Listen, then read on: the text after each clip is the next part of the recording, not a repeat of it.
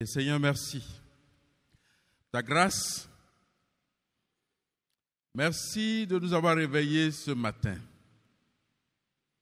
Père, chaque jour un miracle. Seigneur, nous voulons nous assurer d'avoir ce cœur de gratitude.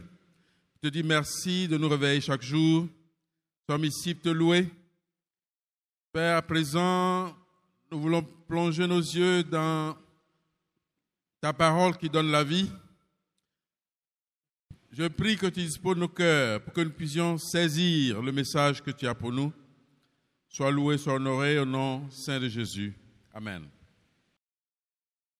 Je me suis dit que ce serait une bonne idée de parler de Acte 2, 42. De parler de la communion fraternelle. Mais la communion fraternelle que nous allons décliner en 2 points. La communion fraternelle dans l'Église du 1er siècle et la communion fraternelle dans notre Église aujourd'hui. Frères et sœurs, nous sommes prêts. Je lis ce psaume que nous connaissons, psaume 133, un chant d'ascension, un chant de David.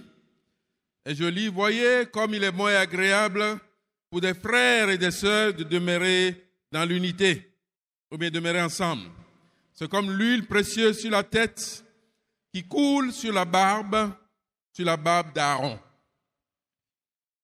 qui coule sur le col de ses vêtements.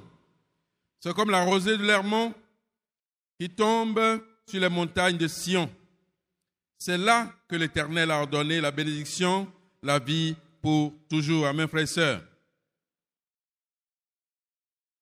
Donc, il est bon pour les frères d'être ensemble. Quelqu'un a dit que nul n'est une île.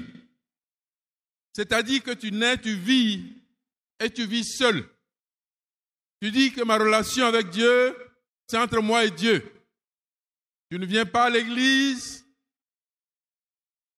tu ne cherches pas la communion avec les frères et les sœurs, mais ce n'est pas une bonne manière de vivre. Il est vrai aussi que notre société, aujourd'hui, est devenue très individualiste. Dans nos campagnes, en zone rurale, il est pratiquement impossible de vivre seul. Par contre, en ville, même à Abidjan, dans certains quartiers, il est impossible de vivre seul. Les cours communes, en tout cas, on se connaît. Mais il y a des quartiers,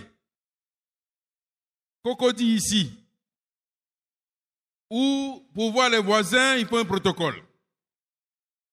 Tu peux avoir un voisin et vivre dans le quartier pendant 10 ans, 20 ans, vous ne vous êtes jamais rencontrés. Maintenant, la question, c'est est-ce que ce genre de vie rentre dans l'Église? Est-ce qu'il y a parmi nous des personnes qui ne veulent pas avoir de relation avec les autres? Ou encore, on vient seulement le dimanche. Et puis, à peine le culte fini, on s'en va. Et on n'a qu'un contact avec qui que ce soit jusqu'au dimanche suivant. C'est ça la question pour nous. Mais c'est parce que la Bible nous enseigne. La Bible nous enseigne de vivre ensemble. Et nous allons voir tout à l'heure en Acte 2, 42. Mais avant ça c'est la bonne communion fraternelle. Je vais lire la mauvaise communion fraternelle. 1 Corinthiens 11, 17. En donnant, ça c'est l'apôtre Paul qui parle, en donnant cet avertissement, ce que je ne loue point, c'est que vous vous rassemblez, non pour devenir meilleur, mais pour devenir pire.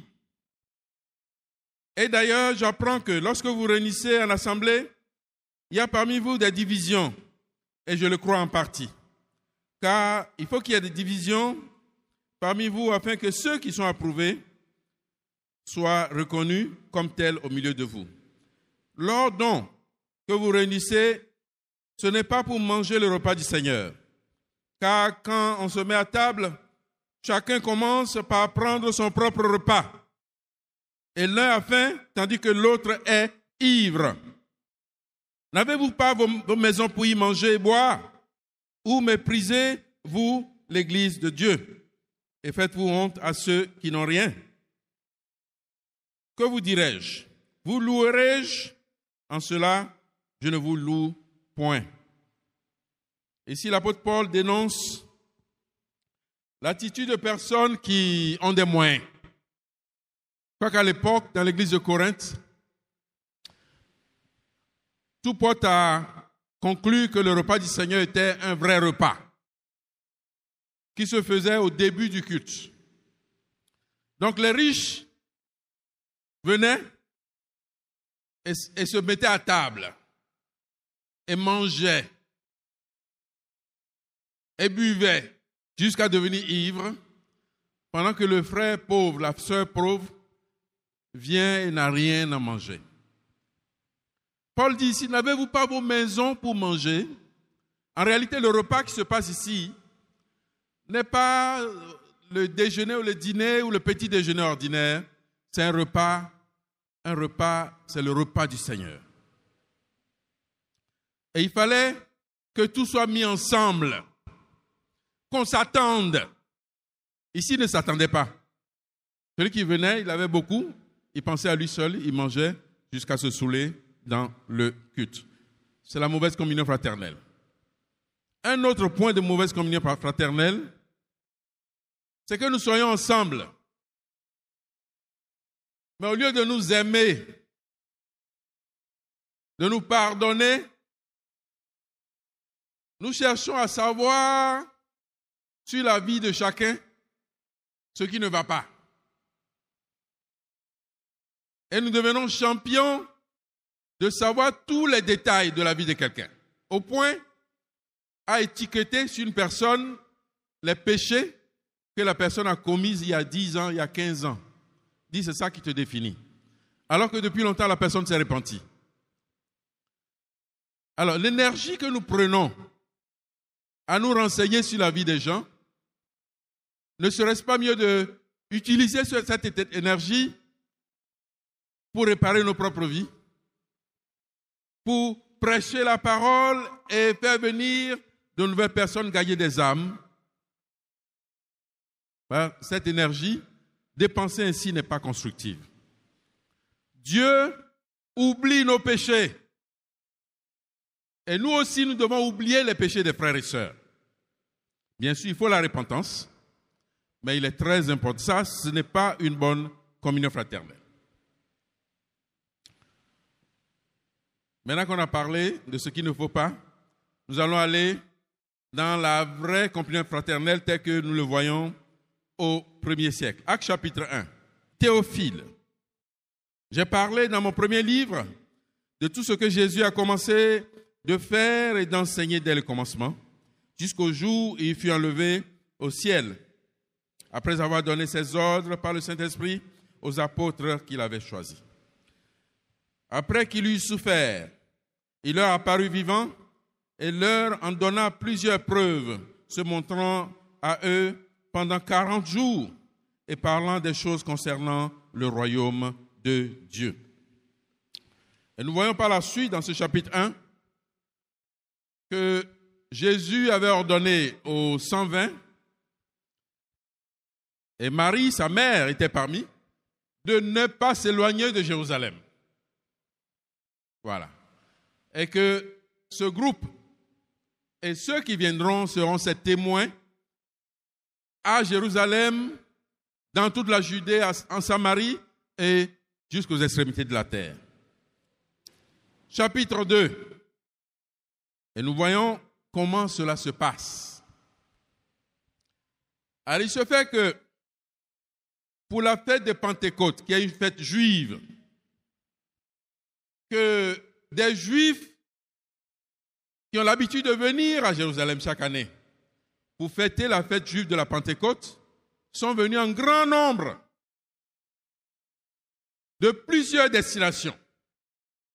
Et je lis ici au verset 9, ils sont venus de Parthe, de Mède, les Élamites, ceux qui habitent la Mésopotamie, la Judée, la Cappadoce, le Pont, l'Asie, de la Phrygie, la Pamphylie, l'Égypte, le territoire de la Libye voisine de Cyrène, et ceux qui sont venus de Rome. Juifs et prosélytes, crétois et arabes, comment les entendons-nous parler dans nos langues de merveilles de Dieu? Alors, les Juifs sont les descendants de Judas, peut-être Benjamin, parce que les 10 tribus d'Israël ont été déportées pour ne jamais revenir. Donc, parmi les Juifs, il y a 2 classes. Il y a ceux qui sont nés juifs. Et il y a ceux qui se convertissent au judaïsme. C'est ceux qu'on appelle les prosélytes, donc les convertis. Donc, eux tous, ils viennent à Jérusalem pour la fête. Et qu'est-ce qui se passe? Un grand bruit. Les langues de feu, les apôtres commencent à parler en des langues qu'ils n'avaient pas apprises. Et Pierre qui prend la parole et parle à ce monde-là. Et comment ils réagissent? Ils disent, que ferons-nous? Que devons-nous faire? Et Pierre dit, repentez-vous et faites-vous baptiser pour le pardon de vos péchés, et vous recevrez le don du Saint-Esprit. Et verset 39, car la promesse est pour vous et vos enfants et pour tous ceux qui sont au loin, en aussi grand nombre que le Seigneur, notre Dieu, les appellera. Maintenant, voici 120 et plus à peu près 3000 baptisés. Vont-ils retourner en Phrygie, en Pamphylie, à Rome? Ces juifs-là, ils sont tous juifs. Vont-ils retourner? Non, ils ne retournent pas. Parce qu'il faut bien apprendre la chrétienté. Comment marcher avec Dieu, le message du royaume de Dieu, ce que Jésus enseigne. Et c'est pour cela que nous voyons au verset 42 qu'ils sont restés ensemble en communauté. Ils sont restés ensemble. Cela me rappelle un peu les appartements des frères et des sœurs au début de l'église. Voilà, on mettait un point d'honneur à regrouper les frères et sœurs en appartement pour apprendre à vivre ensemble, la vie chrétienne. Mais ici, ils sont restés en communauté. Verset 42. Acte 2, 42. Ils persévéraient dans l'enseignement des apôtres, dans la communion fraternelle, dans la fraction du pain et dans les prières. La crainte s'emparait de chacun et il se faisait beaucoup de prodiges et de miracles par les apôtres. Tous ceux qui croyaient étaient dans le même lieu et ils avaient tout en commun. Ils vendaient leurs propriétés et leurs biens et en partageaient le fruit entre tous selon les besoins de chacun. Ils étaient chaque jour tous ensemble assidus au temple. Et soit dit en passant, quand ils vont au temple, ce n'est pas pour prier en tant que chrétiens. Parce qu'ils ont gardé la religion juive, ils allaient pour leur devoir juif.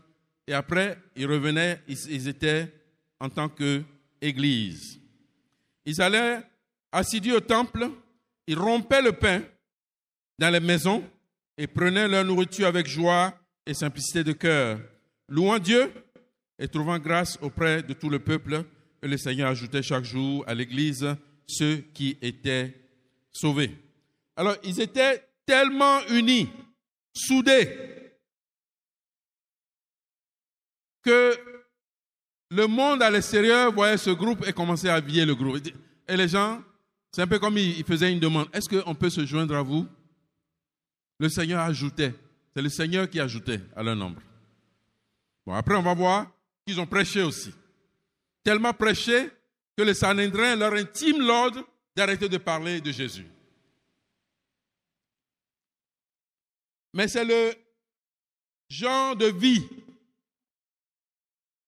de communauté qu'ils vivent, qu'ils ont vécu. C'est sur cela que nous voulons mettre l'accent.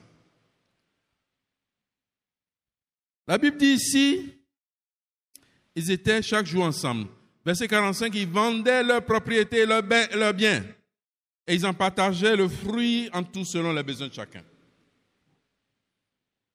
Et on voit ça encore plus loin encore, au chapitre 4, verset 32, chapitre 4, 32.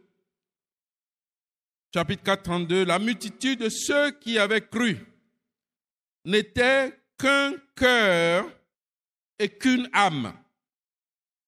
Nul ne disait que ses biens lui appartenaient en propre, mais tout était commun entre eux.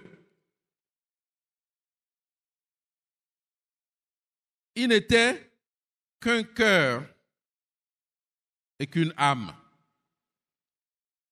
Pouvons-nous dire cela de notre Église? Que nous sommes un cœur et une âme? Ou encore il y a des divisions, il y a des querelles, des jalousies? Un cœur et une seule âme. Il y a une manière de rester un avec un frère.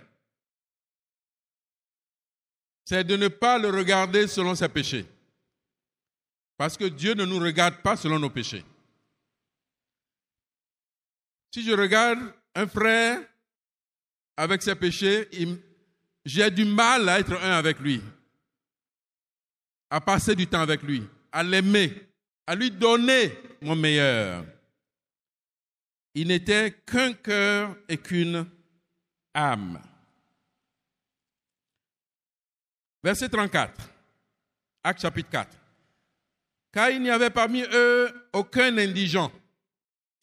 Tous ceux qui possédaient des champs ou des maisons les vendaient, apportaient le prix de ce qu'ils avaient vendu et le déposaient aux pieds des apôtres. Et l'on faisait des distributions à chacun selon qu'il en avait besoin. Joseph, surnommé par les apôtres Barnabas, ce qui signifie fils d'exhortation, lévite, originaire de Chypre, vendit un champ qu'il possédait, apporta l'argent et le déposa aux pieds des apôtres. Voilà. Alors maintenant, c'est ce que nous lisons. Est-ce à dire que si nous avons hérité de terrain, nous avons des maisons, nous avons un salaire, nous devons prendre tout cela et venir donner à notre évangéliste principal pour qu'il distribue à tout le monde selon les besoins de chacun? Probablement pas. Mais pourquoi pas? En interprétation de la Bible, il y a ce qui est descriptif et ce qui est prescriptif. C'est-à-dire ce que Luc fait ici, il écrit un rapport de ce qu'il a entendu. Et l'ensemble du livre des Actes, c'est ce qu'il a vu. Ce n'est pas la totalité que nous allons prendre comme des commandements. Mais tout ce qui est dans la Bible, il y a un principe derrière. Et il y a ici un principe très fort, qui est le principe du partage, de la solidarité. Parce que littéralement, on va dire, ok, tu as un terrain, voilà, on t'intime l'ordre de le vendre. Mais en réalité, on voit en Actes chapitre 5, que d'abord chapitre 4, que Barnabas, c'est de son propre gré qu'il a vendu, il a donné l'argent. Et on voit en chapitre 5 que Ananias et Saphira, on vu comment ça a été accueilli. Ils voulaient cette même gloire. Qu'on le félicite, c'est un bon frère. Ils sont allés vendre, après, c'est pour mentir et mourir. Cadeau. En Acte 2, 42, quand la Bible parle de la communion fraternelle, il persévérait dans un certain nombre de choses. Alors, il y a un mot grec qui est traduit par communion fraternelle. Et pour bien étudier la Bible, c'est vrai que nous n'allons pas tous pouvoir étudier ces langues originales, le grec et l'hébreu. Et le Nouveau Testament a été principalement écrit en grec. Le mot grec, c'est koinonia. Et une bonne manière d'étudier la Bible, c'est de rechercher ce même mot, cette même racine-là, dans d'autres versets, pour pouvoir bien saisir l'étendue du mot. Et c'est ce qui nous permet de dire que tel que nous avons compris la communion fraternelle, la compréhension est incomplète. Parce qu'on voit le contexte ici, que c'est un partage de tout, c'est une communauté de vie.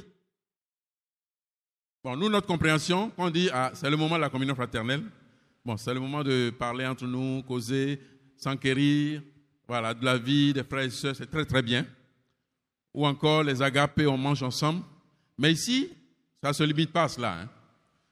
C'est-à-dire, on vend tout, on met ensemble. Bon, bien sûr, aujourd'hui, on ne va pas nécessairement vendre tout et mettre ensemble.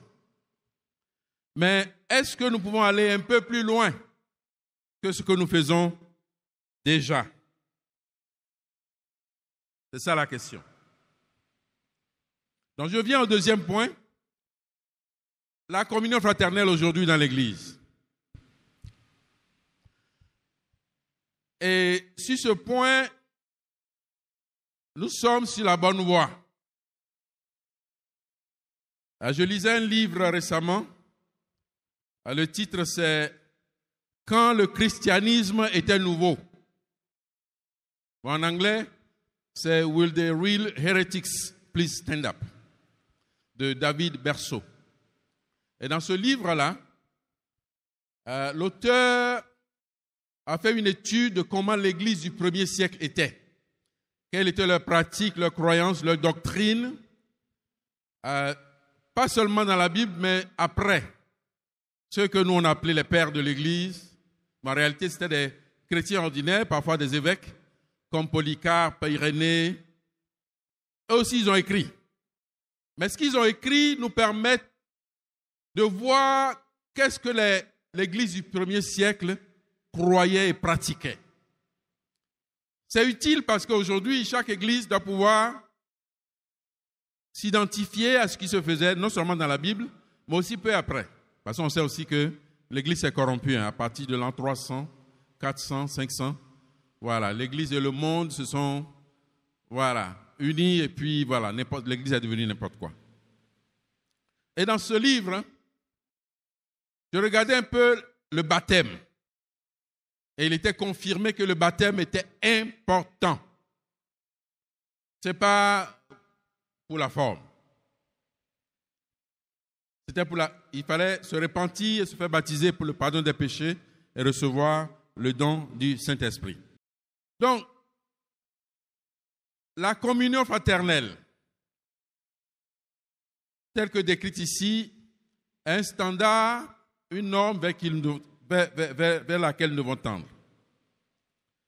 L'Église à Abidjan a commencé en 89, bientôt nous allons fêter notre 35e anniversaire. Et je pense un peu à ceux qui sont venus au début. La vingtaine de frères et sœurs qui sont arrivés d'un peu partout, d'Europe, de partout en Amérique, la côte Est, côte Ouest, au Sud, donc d'Atlanta, New York, San Diego, Londres, Paris.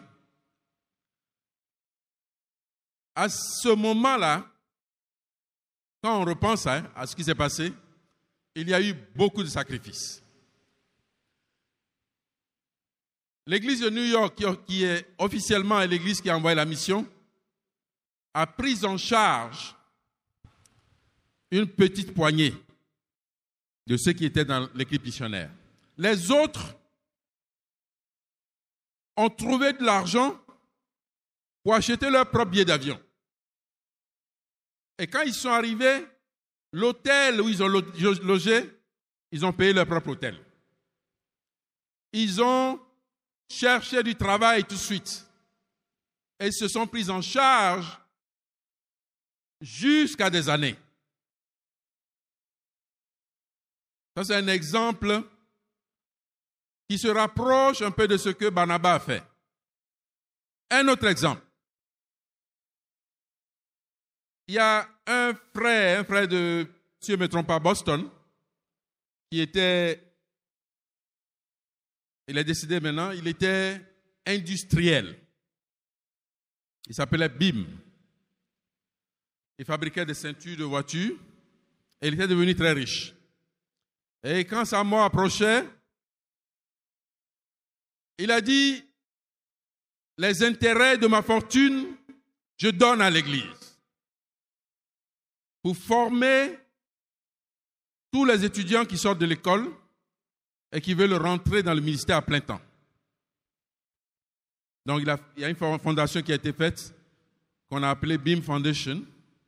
Et cet argent a servi, même à Abidjan ici, voilà, à prendre en charge la formation d'un certain nombre de frères et sœurs, et dans le monde entier d'ailleurs.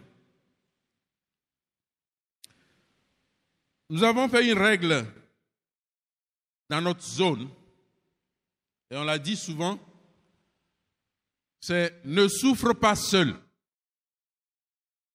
Quand tu as un problème, parle. Même si c'est ta faute. Même si tu as été négligent, paresseux, tu t'es mis dans une situation compliquée, parle. Parle, on va te conseiller, on va te venir en aide. Parfois, on va te donner de l'argent, mais parle. Parce que nous sommes une communauté. Amen, frères et sœurs. Donc, le message aujourd'hui, c'est de dire comment était la communion fraternelle dans la première église et comment nous sommes aujourd'hui. Et la conclusion que nous pouvons tirer, c'est que nous sommes sur la bonne voie. Amen, frères et sœurs. Mais est-ce que nous pouvons aller plus loin? Est-ce que nous pouvons faire mieux? Est-ce que nous pouvons faire plus? Laissons l'Esprit de Dieu nous convaincre. Ayons envers nos frères et nos sœurs les sentiments d'amour, de pardon, d'entraide. Bon, j'ai omis de parler des relations d'entraide, relations d'aide, la formation, comme on le dit. Voilà, c'est des moments aussi de communion fraternelle. Très important qu'on reprenne les temps de formation. Parce qu'au moins, chaque semaine, chaque 2 semaines, chaque mois, tu t'assois avec un frère, une sœur pour t'ouvrir sur ta vie. Et nous pouvons nous entraider ainsi. Amen, frères et sœurs. Merci pour votre attention. Que Dieu nous bénisse.